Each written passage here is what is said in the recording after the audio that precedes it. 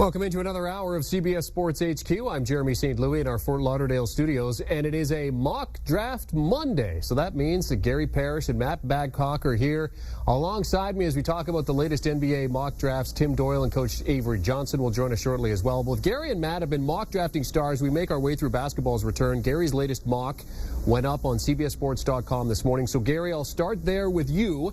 When you are looking at strategy for drafting, how much are you focusing on team need versus the athletic talent available? As of July 2020, I'm not focusing on team need at all because the truth is we don't know in which order these franchises are going to select yet. That will not come until the lottery order is set. And so for the purposes of a mock draft right now, or if you will, a big board, I'd rather have something that reflects the order in which I believe the players will be selected as opposed to assign a player to a franchise based on team needs. So there will be a time when I address team needs, but at this moment, I simply have an order 1 through 30 in which I think the players should be selected. Yeah, and I agree with Gary in the sense that when the draft order does come out, it's going to be a lot easier to do this accurately. I did, however, look at each team and sort of how players would fit in more than that. Obviously, each team is a little bit different, and I put a priority on team fits with some teams more than others. But, you know, it's definitely going to be easier once that order does get set in place. And, of course, we're going to set our own draft order because it is a mock draft. And we've got some lottery picks that we, of course, have to get to with the first few picks. So let's go to the first lottery draw. With the first pick in the NBA draft of 2020, the Golden State Warriors.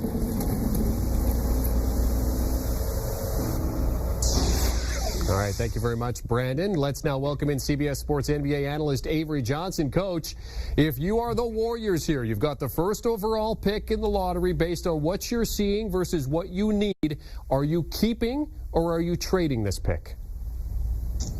Well, I'm definitely keeping this pick, and it plays right into the Warriors strategy. You know, you had a season where you didn't make the playoffs. A couple of guys got injured. Obviously, Klay Thompson got injured, Steph Curry. So this is a situation where you definitely keep the pick and you draft the need. And what the Warriors need, they need a center that's versatile, that can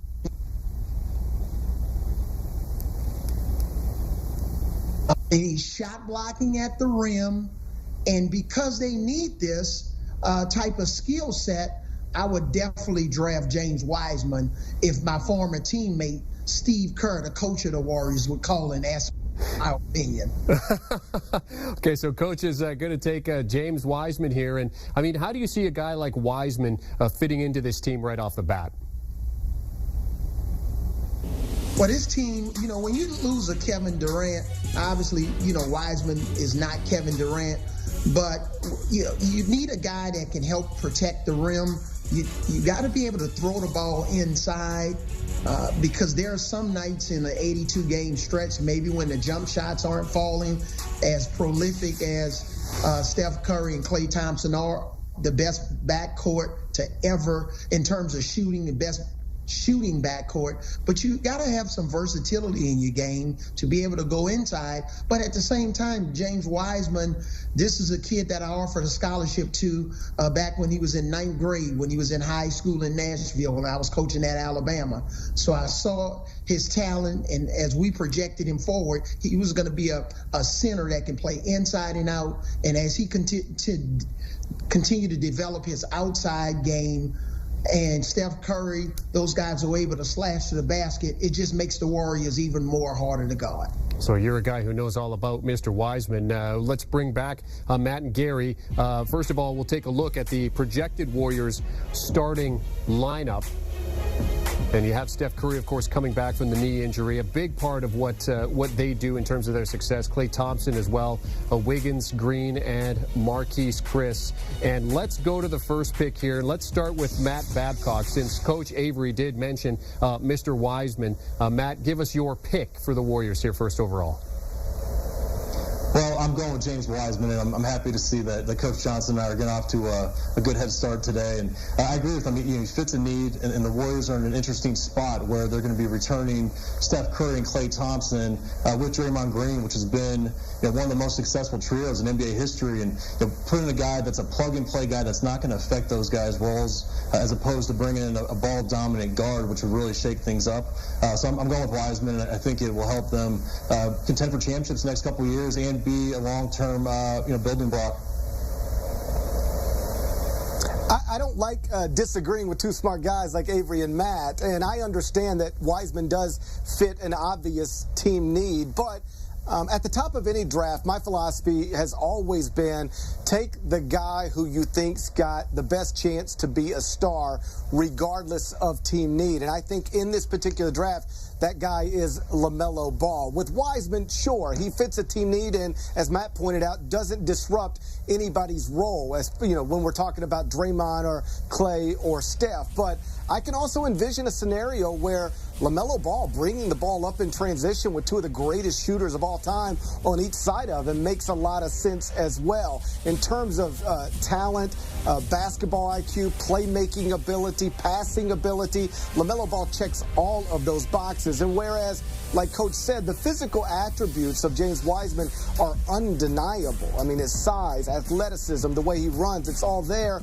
I question some other stuff with him. Don't forget, he, the week before Christmas became the first ever healthy player in modern college basketball history to, quote, quit his team to just prepare for the NBA draft. This comes after he once quit USA basketball as well. So there's some questionable decision-making there that makes me, and not just me, because big grand scheme of things, I don't matter that much, makes some NBA front offices question whether he really wants to be a great basketball player or if he just is a uniquely gifted basketball player. So when you combine all of that stuff, I still think even if the Warriors had the first pick, I'd probably go LaMelo Ball.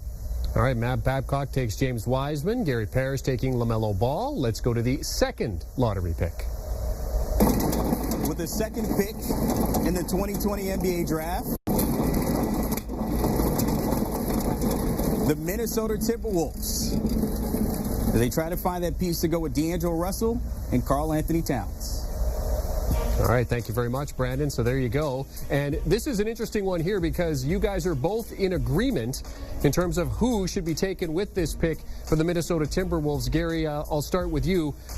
What do you like about Obi Toppin in terms of what he can bring to the Wolves? What's not to like other than maybe his age? I mean, he was tremendous in this second season of college basketball. Most people's National Player of the Year. He was the best player on a team that was projected to be a #1 seed in the NBA draft. And he obviously is phenomenal around the rim, dunks everything, led the country in dunks, but also shot a really nice percentage from three-point range, which suggests he can be a pick and pop forward and stretch the floor if necessary. The only thing working against him right now, as I said, is his age. But I think an NBA franchise that passes on him to take a flyer on a 19-year-old with a lot of promise is going to regret that pretty quickly because Obi Toppin, I think, has a really high ceiling to be an all-star level player in the NBA, and he's going to be impactful from day one. We're not going to have to wait on Obi Toppin to carve out a role in the NBA. He's going to be ready to go right from the jump. I like him a lot, and if he were 19 instead of 22, I think he'd quite clearly be the #1 pick in this draft. Yeah, I agree with all that, Gary, and I think he fits in with what they're doing offensively very well. Ryan Saunders is big into analytics, shooting a lot of threes, getting to the hole, and that's exactly what Obi does. He finishes at the rim, way above the rim, and can stretch the floor. You can pair him next to Cat with D'Lo at the helm. It's going to be a very exciting team offensively. Yeah, 20 points, 7.5 rebounds, 2.2 assists, averaging. So this kind of seems like this pick in particular seems kind of like a no-brainer, Gary, when it comes to, this is a guy who's got to come off the board this early.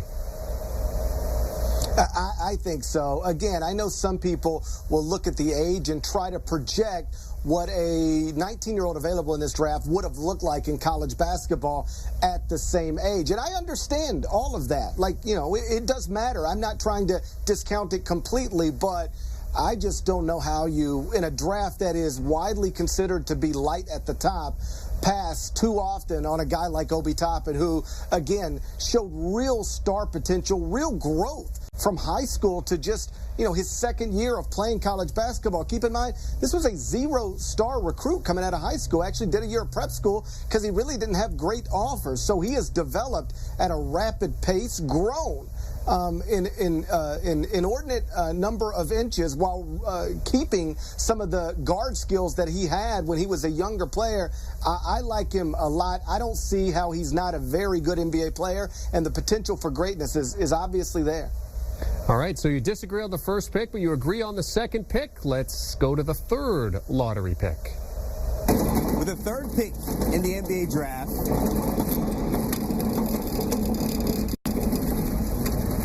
Detroit Pistons checking in at number 3. All right, Brandon, thank you very much. The Detroit Pistons getting the third pick. And once again, we had disagreement on number 1, but number 2 agreement, and here again, number 3 agreement. Matt, I'll start with you. What do you like about Anthony Edwards in terms of what he can bring to the Pistons? Well, I think he's got the most upside in the draft. I did consider LaMelo Ball with this pick, and I think LaMelo does fit their roster right now a little bit better. But newly hired GM Troy Weaver, I think he has the luxury of shaking things around and kind of creating his own core unit. And Edwards has got the best chance of being a star player, even though he does have some flaws. Just the upside was too much to pass up.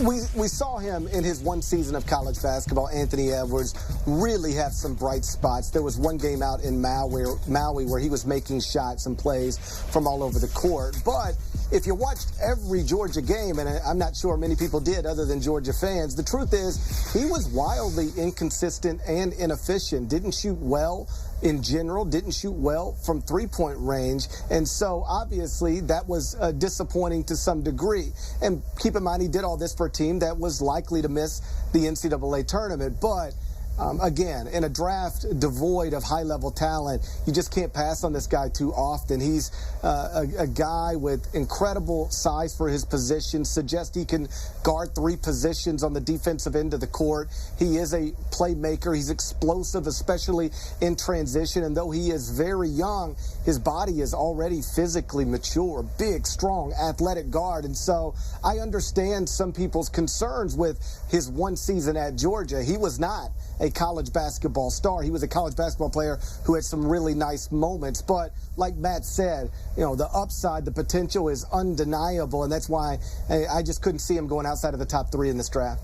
Averaging over 19 points a game, did have some games with over 20 points, and of course averaging over 5 rebounds and 2.8 assists per game as well. So agreement on Anthony Edwards. All right, the first 3 picks are out of the way. Each one of you has taken a big name and left a big name out. Where will those names go? We'll tell you when our NBA mock draft continues here on HQ. Stay with us. We'll be right back.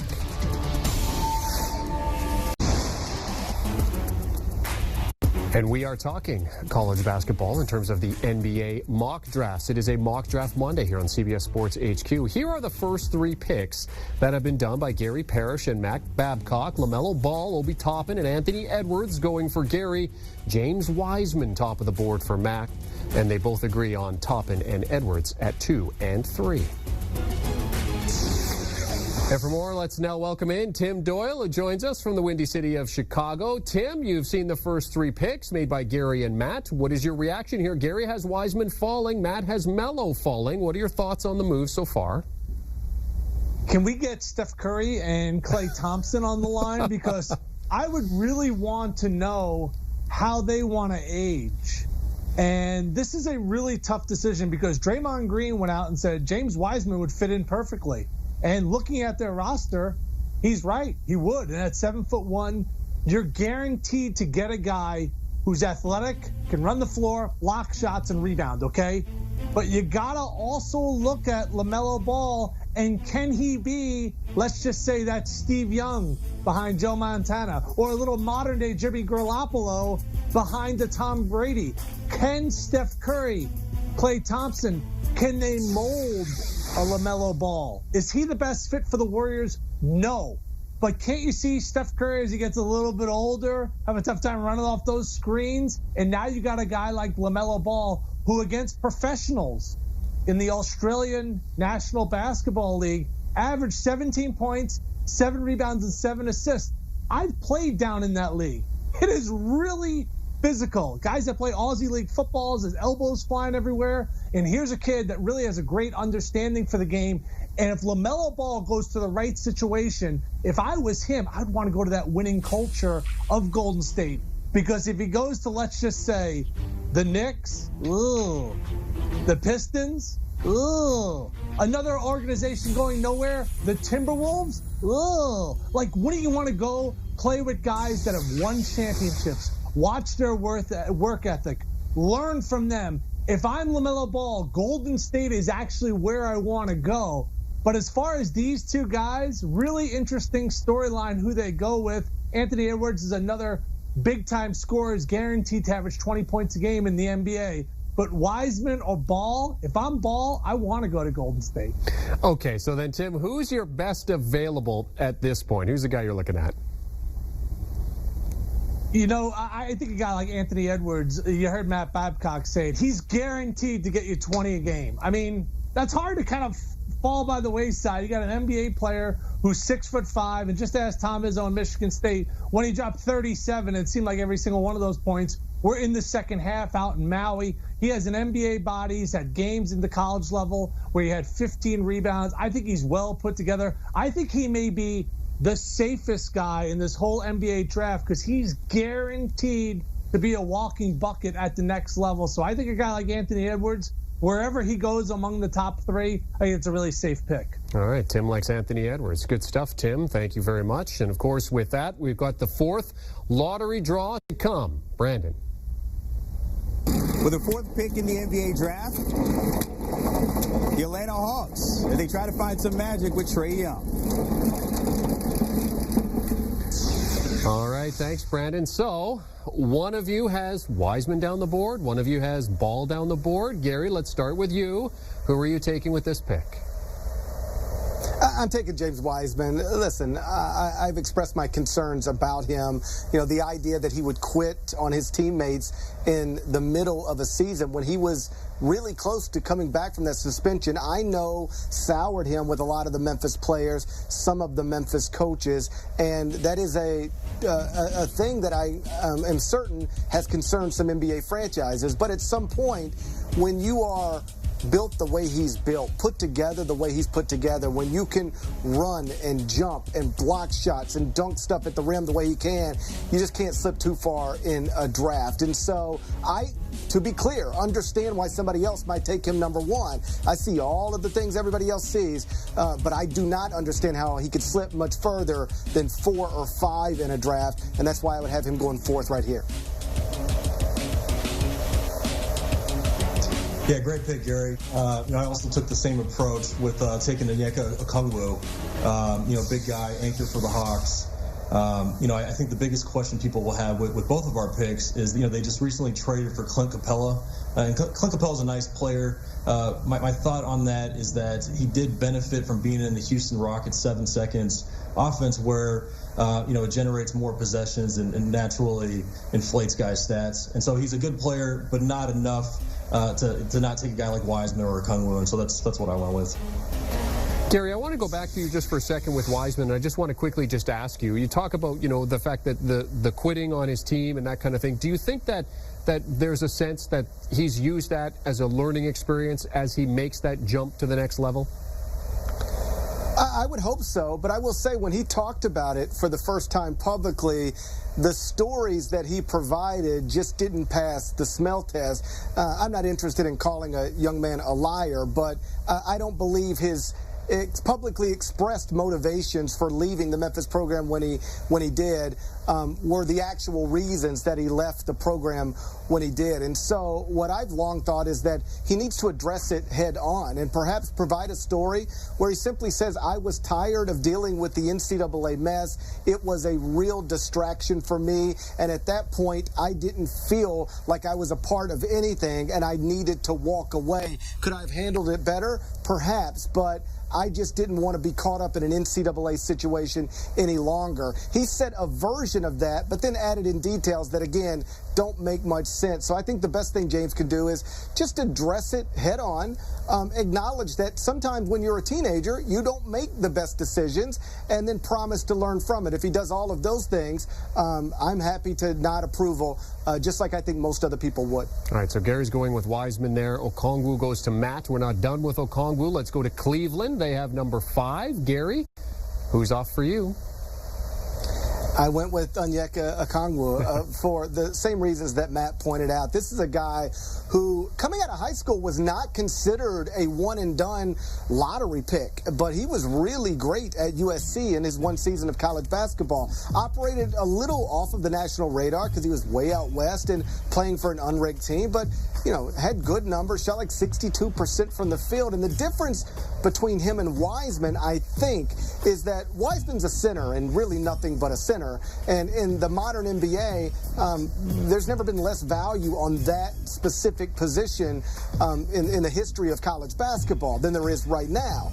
Okongwu can play either the 4 or the 5. Now, he might be a little bit undersized at 5, but we're living in a world where teams, even teams that are competing for championships, like the Rockets, are undersized at the 5 all the time. So the versatility, I think, is an advantage that Okongwu has over Wiseman. So I would take Wiseman before him, but I understand it's a reasonable debate. All right, so we're making our way through the 5th pick. Okongwu is off the board. Each of you now have him associated with your mock drafts, albeit on different teams. So let's get to pick number 5 for Matt. Who are you going with here, Matt? I'm going with Denny Avdia from Israel. And, you know, I understand I'm probably going to get some criticism here of having LaMelo slip so much. I think he's just a little bit of a victim of this draft order. This pick could be in play if LaMelo were still on the board at this stage. But you know, with Denny, you know, Cleveland's in an interesting situation where they've drafted 2 guards the last 2 years, and you know they've got some veterans like Kevin Love that you know I doubt will be there long term. And Denny's a versatile player that's really done well this year, and they actually started playing games again. He's looking great, which is really helping his case, and just the guy that you can use in a bunch of different spots that you know, I think does have some upside. So Matt's got 5 picks off the board, and he still has LaMelo Ball in the player pool. Very interesting, Matt. Very interesting. All right, let's go to pick number 6 then. Gary, who do you like for pick number 6 for you?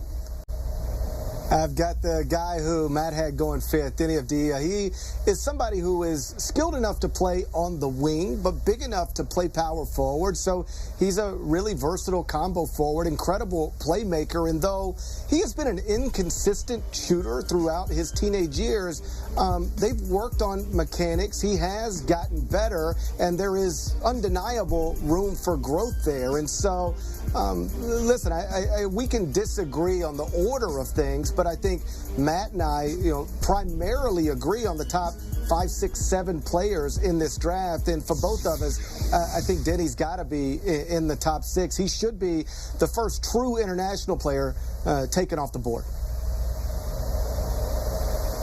Yeah, so I'm going with LaMelo Ball. You know, LaMelo's a guy, I think he could end up being the first or second pick in the draft, depending on who's picking. Or like I said, he could be a guy that teams target to move up for to take. But, you know, if New York gets him at 6, this is just a slam dunk pick. And, you know, I think LaMelo is built for the bright lights of New York, and you know, gives them their dynamic playmaker that you hope develops. You know, hopes he develops his body, develops his outside shooting. But, you know, he does have some star potential, and I think this would be a great pick. So, Matt, why did you have him fall so far? You know, like I said, I just think, you know, he's a victim of this specific order. You know, I think there's a lot of parity with this first group of guys. And, you know, I think with that being said, I think teams are going to look at fits a little bit more than they have in past years where there is a consensus number 1, number 2 type guy. Well, you guys so far through 6 picks. If you were fantasy drafting, Gary, you'd be really mad at Matt because he's taken a number of those players just before you had him in your mock drafts. But we are now through 6 picks down. That means that the Chicago Bulls are now on the clock. We'll get our 2 all-star GMs making their choices when Mock Draft Monday, the NBA draft, continues here on HQ. Stay with us. We'll be right back.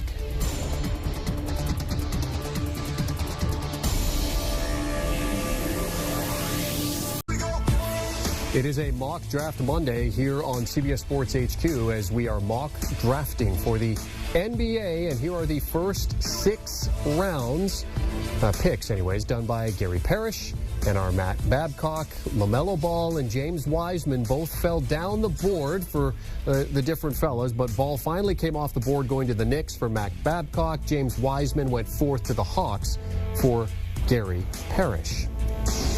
Let's now welcome back Tim Doyle and bring in Coach Avery Johnson. Tim, I'll start with you here. Looking at LaMelo falling all the way down the board for Matt. Do you think Melo belonged at 6? That would be such an awful situation to go to New York, and then can't you see LeVar just marching down like Park Avenue with the strut and stuff? It's like, oh no, this is like a disaster waiting to happen. I do think that LaMelo Ball has star capabilities, but I think it's going to be really important for him to go to the right franchise. Coach, I don't know if anyone's a great fit in New York, but LaMelo, with the hype in the media, in the Garden, I don't think that's a good fit. Coach, what do you think about him falling that far down the board?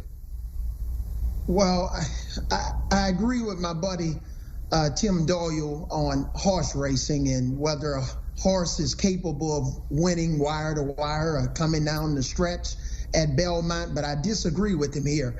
I love LaMelo Ball here with the Knicks. I think his versatility, they're desperate for a playmaker.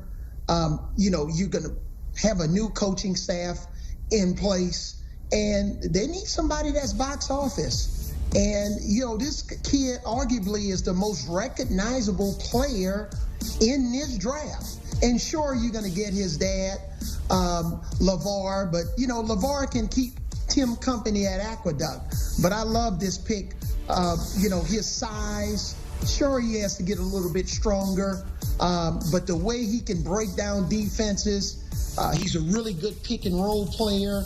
I think he's going to be a much better spot-up shooter, especially, than his brother. Not that means a lot, but New York City, the Ball family, all of the reality TV shows to go along with it. It's going to be great for the media, but I just think in terms of his skill set, I agree with Matt that this is a solid fit for Ball and the New York Knicks.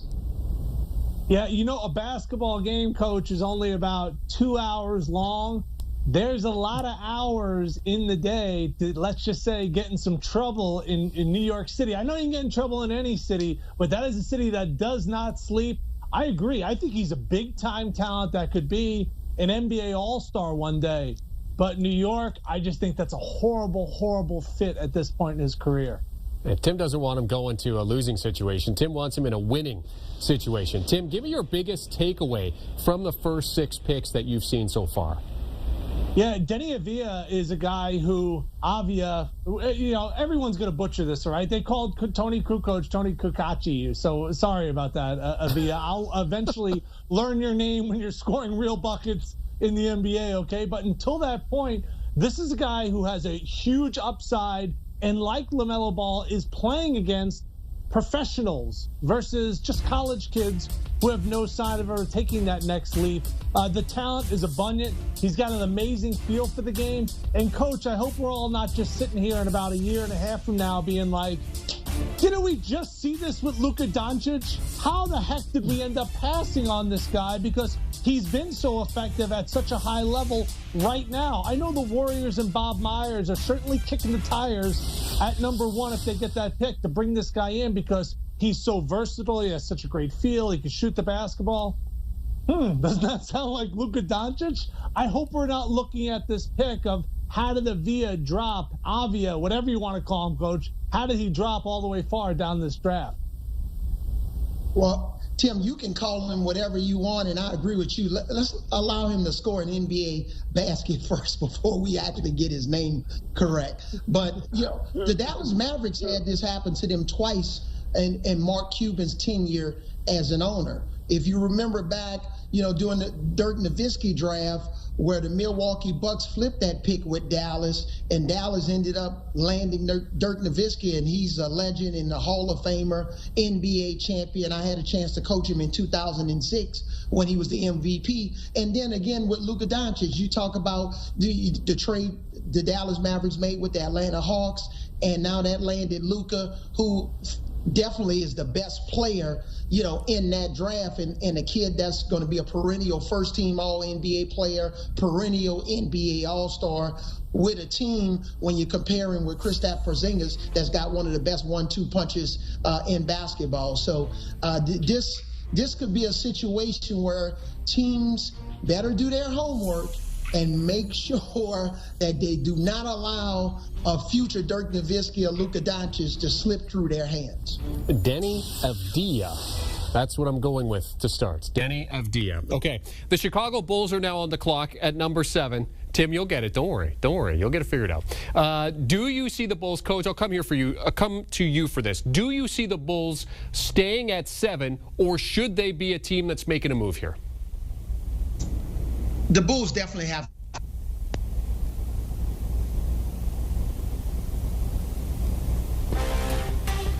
Possible.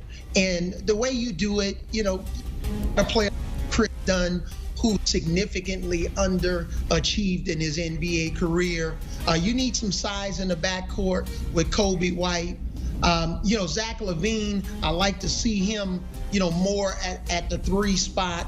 But when you look at the Chicago Bulls, they're definitely a team. Mark Eversley, their new GM, they've blown up their front office and retooled it. They have to move up, get some size in the backcourt.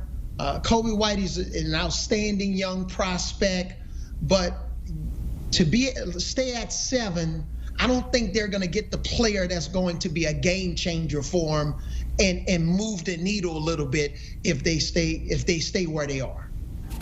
All right, we are through 6 picks. 7 pick is coming up.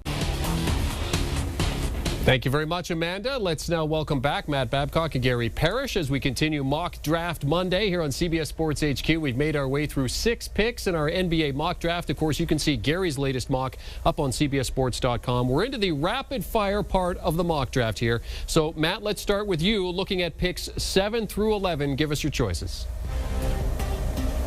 Okay, for Chicago, I'm going with Killian Hayes. I think he could step into the point guard role, allowing Kobe White to be, what he naturally is more of a secondary ball handler and scorer. Number 8, I'm having Charlotte go with Isaac Okoro. I think he's the best player left on the board. And, I think it gives Charlotte some interesting lineups. They could, play some small ball, moving Miles Bridges to a small ball 4. P.J. Washington is a, undersized big. At number 9, I'm having the Wizards go with Isaiah Stewart. This is where things get a little tricky for me as we're kind of shifting into my second tier of players, which there's quite a bit of parity and it's a big group. And so any guy that I'm putting there, I think would be on his high side. At number 10, Tyrese Halliburton to Phoenix. I think he's going to be a nice complementary point guard that would be great next to Devin Booker. And then at number 11, San Antonio. I think they've got some nice pieces on the perimeter. I think they needed some front court, guys with some upside. LaMarcus Aldridge is getting a little bit older. Patrick Williams is that guy. And when I first saw him, I saw him being more as a big wing. I think he's sort of evolving into being more of a modern-day hybrid forward, playing some small ball 4. I think he'd be a nice, piece for the Spurs long term. All right, Gary, then let's go 12 to 16. Give us your breakdown of who you're taking in these rounds. Well, at number 12, I've got R.J. Hampton. This is a young man who was a 5-star prospect in high school, was headed to Kansas to play college basketball, decided to instead pursue a professional opportunity. And though he was not a star in that league, he held his own, looked his part, didn't really damage himself from a stock perspective at all. Has spent part of this offseason working out in Memphis with Penny Hardaway and Mike Miller, and now looks like he will be the same type of lottery pick he was supposed to be coming out of high school. At number 13, I've got Precious Achiuwa, the one-and-done standout from Memphis. Had to play the 5 a lot at the University of Memphis after James Wiseman quit the team, but man, he was terrific, a statistical monster, and somebody who showed the ability to switch on to smaller players while guarding in space. That's obviously an important quality to possess at the NBA level. So Precious Achiuwa going 13th. At 14th, I've got Aaron Nesmith from Vanderbilt, who had his sophomore season cut short because of an injury, but he shot an incredible percentage from beyond the arc. 6'6" guard, great body, looks like somebody with real potential at the NBA level. At number 15, I've got Tyrese Maxey, the one-and-done standout from Kentucky. Truth is, he had some big moments, wasn't as consistently great as most people thought he would be in that one season at Kentucky, but his ability to score both away from the basket and at the rim as a smaller guard is undeniable. I think he still goes in the first half of the NBA draft. And at 16, I've got Devin Vassell from Florida State. This is a guy who, averaged fewer than 13 points per game on a very balanced Florida State team. But don't let that sidetrack you. He's got great size for his position, shot above 40% from three-point range in a time where shooting is, more important than it's ever been at the NBA level. A 6'6", 6'7" guy who can really knock down shots. He's got value. Devin Vassell is that guy. Marketing guys are loving it. You'll have Precious and Zion potentially with the Pelicans, Gary. Nice setup there. Gary Parrish, Matt Babcock, as we make our way through Mock Draft Monday. Let's take one last break here on the program, but when we come back, the Celtics are rich with picks. We'll discuss what they should do on the other side.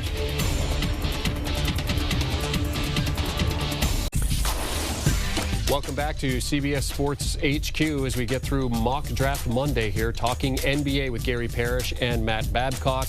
Boy, if you're a Boston Celtics fan, you're looking at picks 17 through 30, and you've got 3 at that point. So, Matt Babcock, those are your picks. Walk us through why you selected those particular players for the Celtics with those picks.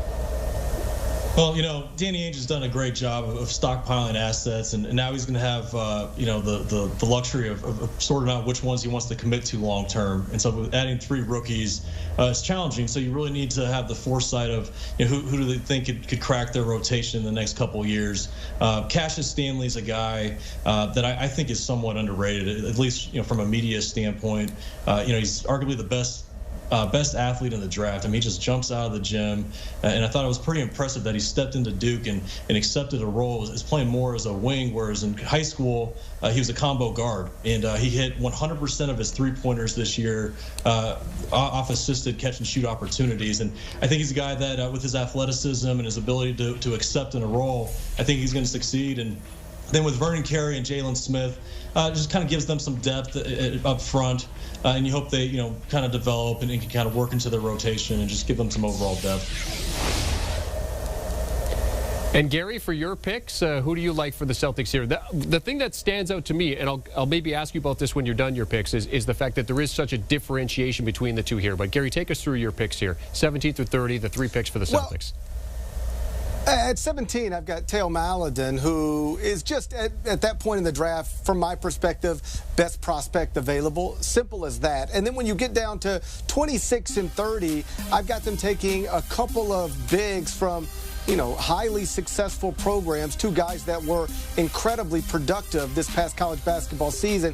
That's Michigan State's Xavier Tillman and Arizona's Zeke Naji. Matt mentioned Danny Ainge has done a terrific job, and he's right. So far be it from me to ever question what that guy's doing running a basketball franchise. But at some point, assembling all of these first-round picks, particularly if they are bottom of the first-round picks, it feels like maybe you should package them to get something bigger and better, more experienced, as opposed to continuing to roll dice middle of the first round, bottom of the first round on players that may or may not help you, given that the Celtics have seemed ready for years now to compete for a world championship. So I might be looking at trying to package these things if I can, but if they select, I think going with Maledon, Naji, and Xavier Tillman makes as much sense as anything else. Well, I don't have time to ask you why there's such a difference, but great point, though, Gary, the fact that, you've got 3 picks here. Why not package them and try and move up the board? Perhaps something we could talk about on another Mock Draft Monday. Thanks, Gary Parrish and Matt Babcock, for joining us. For more on college basketball, be sure to check out the Eye on College Basketball podcast with Gary and Matt Norlander.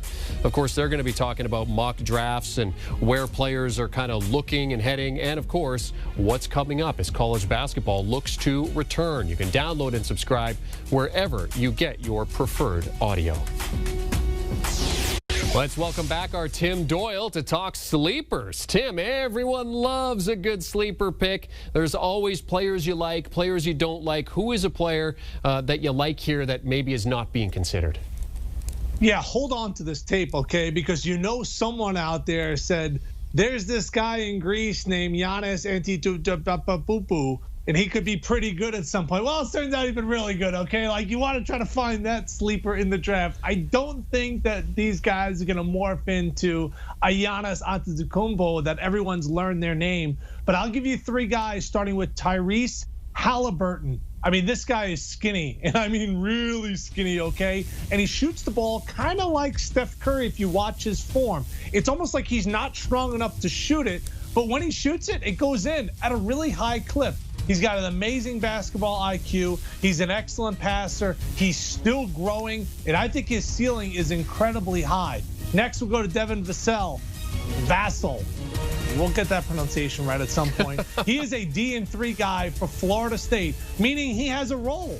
Like, we already know, we bring you to the NBA, you're going to be able to guard 2 to 3 positions and then stand in the corner and bang down that three. You see, he's got that perfect size. He's got long arms. And what scouts love about him, he's got a tremendous motor, meaning he gives maximum effort. And for a guy that's still maturing, a guy who's in his late teens, almost 20 years old, he's got a crazy high ceiling. And lastly, I'm going to pull a page from Matt Babcock here. Vernon Carey. A big question mark about him is endurance. So look for him to slim down. I think that could be a key factor for him. He really relied on his strength and just basically overpowering people at Duke. But go and look at his three-point percentage. He hovered right around 40%. You think Coach K is going to let a guy who's built like that shoot threes at the college level? I'm sorry, he's not. But he has a really soft touch. So everyone knows that he's strong and he can get to that right shoulder and that left hand. But I think he's going to have the ability as time wears on to step out, be a capable 15-foot shooter, and even shoot the set shot from 3. So I think he has a tremendous upside, and nobody has him in the top 15. So I think Halliburton, you see kind of where he can go. I think Vernon Carey, if he transforms his body and ends up in the right spot, I think he'd be a heck of an NBA player for many, many years. Okay, so we got your sleepers. What about your stinkers? Who's a player that you're not even considering? You want to know something? I am not touching Cole Anthony with the 28th pick, with the 21st pick, with the 7th pick. I'm just not drafting him. And the reason why is, if you're that great of a college player, you're that good, your team can't be that bad. You can't be on one of the worst teams in the history of North Carolina. Like, I don't care what they say. North Carolina still led college basketball in rebounding this year. Like, you still had some thoroughbreds around. And Roy Williams goes out and said this is the least talented team he's ever played with. So I think he's a massive gamble. And was it the fact that he shot in the 30s because he had no one else to pass the ball to? Like, was it really that much pressure on him that he had to do everything on his own shoulders? So here's a guy 6'3" that's supposed to be a point guard, but is he really making other guys better? And he took a lot of tough shots at North Carolina. Then he was hurt. And frankly, in the Duke games, I thought he was outplayed by Jones, not once, but twice. So I get it. He's got a lot of hype, and obviously his dad's an NBA player. I think he's going to be a long-term NBA backup, but I'm not going to be the GM that takes him. He's a shoot-first point guard, and I'm not sure he's got that explosion at the next level that's going to be can't miss. So Cole Anthony, you can have him. All right, Tim Doyle with his sleepers and his stinkers. Doesn't like Cole Anthony. All right, Tim. Good stuff. Good stuff as always, Tim. Thanks for joining us here for Mock Draft Monday here on CBS Sports HQ. And that will pretty much do it for us. Thank you very much for joining us. Of course, you can always check out the latest mock draft over on CBSSports.com. Gary Parrish put one up early this morning. More HQ coming up on the other side of the break. Stay with us. Do you want a sports network that delivers everything that matters about the game? The highlights, the picks, the instant analysis, no yelling, no fake debates, no politics. Hit the subscribe button and never miss a moment.